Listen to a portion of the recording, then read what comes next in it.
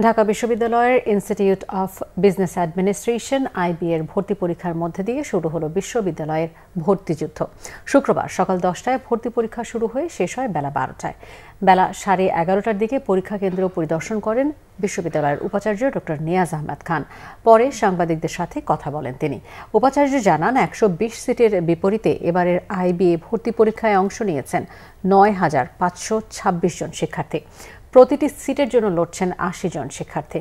IBA সহ অন্যান্য ইউনিটের ভর্তি পরীক্ষা সুচারুভাবে সম্পন্ন করতে বিশ্ববিদ্যালয়ের প্রস্তুতি রয়েছে বলে জানান ডক্টর নিয়াজ আহমেদ খান। জানান, এইচএসসির ফলাফলের গুণগত মান ভালো হওয়ায় এবার পরীক্ষার্থীর সংখ্যা কমেছে। ঢাকা বিশ্ববিদ্যালয়ের এই পরীক্ষাগুলো খুবই, আমরা সংখ্যার চাইতে বেশি গুরুত্ব দিচ্ছি যে এবার আমরা যখন খাতা কাটা শুরু করব, পরীক্ষা যখন আমাদের মূল্যায়ন শুরু হবে তখন এটি আরও পরিষ্কার হবে আমাদের কাছে।